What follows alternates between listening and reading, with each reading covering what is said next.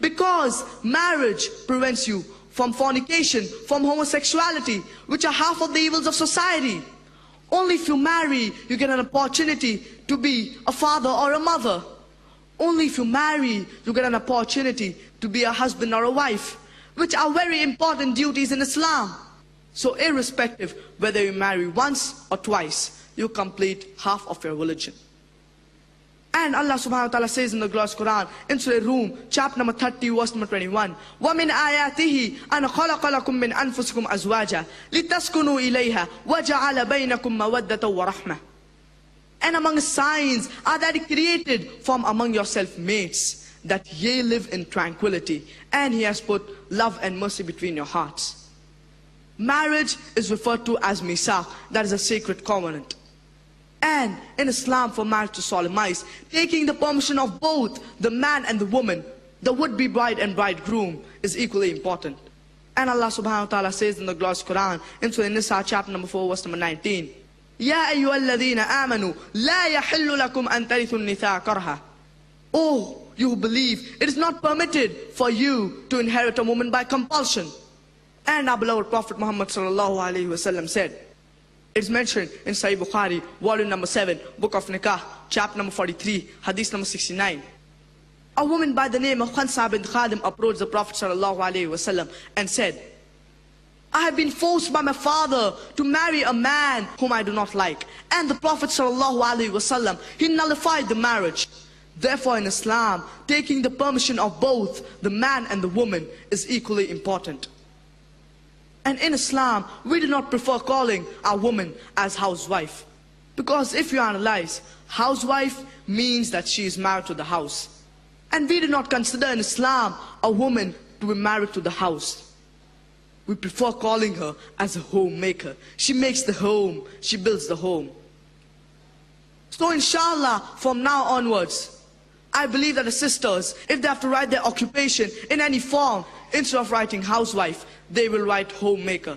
Because we do not consider you're married to the house. You are a homemaker. You make the home.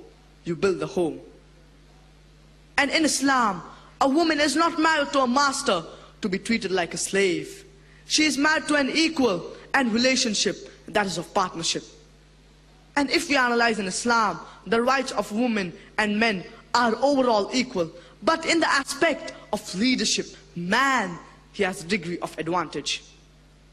And Allah subhanahu wa ta'ala says in the glorious Quran, in Surah Baqarah, chapter number 2, verse number 228, وَلَهُنَّ مِثْلُ الَّذِي عَلَيْهِنَّ بِالْمَعْرُوفِ وَلِلرِّجَالِ عَلَيْهِنَّ دَرَجَةٌ. And the rights of a woman will be equal to that of a man, but the man has a degree of advantage.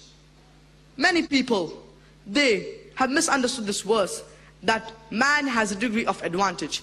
And they say that, according to Islam and according to the glorious Quran, man is superior to the woman. And they quote the verse of the glorious Quran, الرِّجَالُ قَوَّامُونَ عَنْ النِّسَاءِ, that the man is the qawwam, he is superior to the woman. It is a verse in the glorious Quran. And Allah does say in the glorious Quran, in Surah Nisa, chapter number 4, verse number 34, الرِّجَالُ قَوَّامُونَ عَنْ النِّسَاءِ, the men are the protectors and the supporters of the woman. Qawwam comes from the root word iqama, which means to stand up. And Allah subhanahu wa ta'ala says that He has given the man 1 degree of additional responsibility. And it does not mean 1 degree of superiority of the man to boss over the woman. It means 1 degree of additional responsibility. And if you read the tafsir, the commentary of Tabari, even he says qawwam as 1 degree of additional responsibility for the man to support the woman. Allah subhanahu wa ta'ala says in the glorious Quran, in Surah Nisa, chapter number 4, verse number 19, وَعَاشِرُوهُنَّ بِالْمَعْرُوفِ فَإِنْ كَرِهْتُمُوهُنَّ فَعَسَىٰ أَن تَكْرَهُوا شَيْئًا وَيَجْعَلَ اللَّهُ فِيهِ خَيْرًا كَثِيرًا. And treat your wife with the footing of kindness and equity. Even if you dislike her, you may not like a thing, but Allah may bring a good deal out of it. Allah subhanahu wa ta'ala says that we have to treat our wife with the footing of kindness and equity, even if you dislike her. We may not like a thing, but Allah may bring a good deal out of it.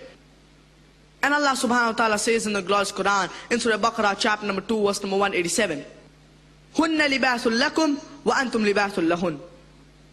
They are your garments and you are their garments. The wives are the garments of the husbands, and the husbands are the garments of the wives. What is the purpose of a garment? The purpose of a garment is to conceal, is to beautify. The husband and wife, they conceal each other's faults and they beautify each other. Their role is like hand and gloves. Let's discuss the social rights of a mother in Islam.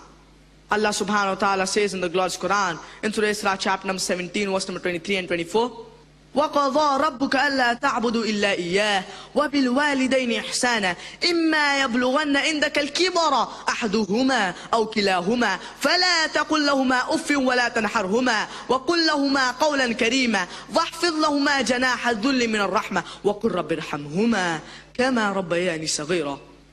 And the Lord has decreed that you worship none but Him, and to be kind to your parents, whether one or both of them attain old age. Say not a word of contempt, nor rebel them. Do not even say off to them, but address them in terms of humility, and say, my Lord, have mercy on them, even as they cherished me in my childhood. You have to respect your parents, whether one or both of them attain old age. You cannot even say off to them, but you have to lower your wings of humility. And you have to say, my Lord, have mercy on them, even as they cherished me in my childhood. The glorious Quran uplifts a woman. Allah subhanahu wa ta'ala says in the glorious Quran, in Surah Nisa, chapter number 4, verse number 1, وَاتَّقُوا اللَّهَ الَّذِي تَسَاءَلُونَ بِهِ وَالْأَرْحَامِ. Respect the womb that bore you. Pregnancy uplifts a woman and does not degrade her. Allah subhanahu wa ta'ala says in the glorious Quran, in Surah An'am, chapter number 6, verse number 151, and in Surah Isra, chapter number 17, verse number 23. وَبِالْوَالِدَيْنِ إِحْسَانًا. And be good to your parents.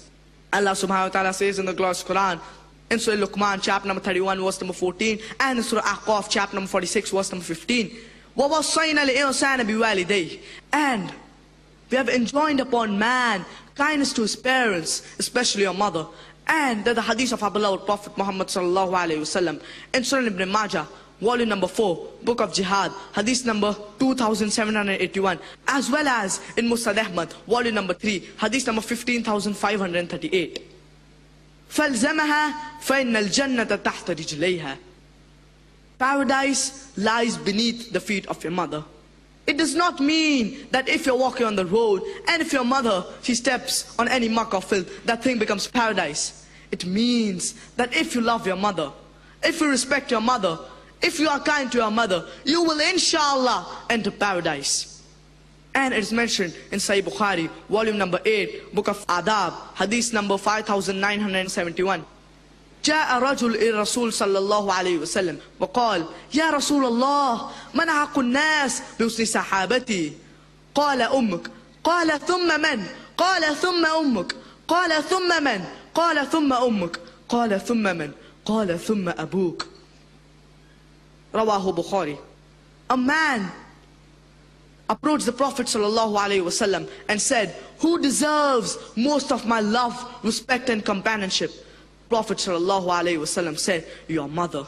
The man asked, who's next? The Prophet sallallahu alaihi wasallam said, your mother. The man asked, who's next? The Prophet sallallahu alaihi wasallam said, your mother. The man asked for the 4th time, who's next? The Prophet sallallahu alaihi wasallam said, your father. In short, 75%, that is 3/4 of a companionship of the children goes to the mother. And 25%, 1/4 of the companionship of the children goes to the father. In short, the mother gets the gold medal, she gets the silver medal, she gets the bronze medal. The father has to be satisfied with a mere consolation prize. These are the teachings of Islam. Let's discuss the social rights of a sister in Islam. Allah subhanahu wa ta'ala says in the glorious Quran, in Surah Tawbah, chapter number 9, verse number 71, وَالْمُؤْمِنُونَ وَالْمُؤْمِنَاتِ بَعْضُهُمْ أَوْلِيَاءُ بَعْضٍ.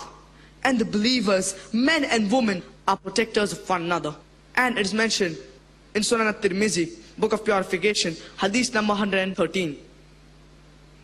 إِنَّمَا النِّسَاءُ شَقَائِقُ الرِّجَالِ. The women are the shaqaiq of the men. The word shaqaiq means half, as the world is divided into approximately half females and half males. And the other meaning is that she is your sister unless otherwise. The woman, she is your sister unless otherwise. Just because the social rights of women in Islam are equal to that of a man, what would you say? The woman's rights in Islam, they are modernizing or they're outdated.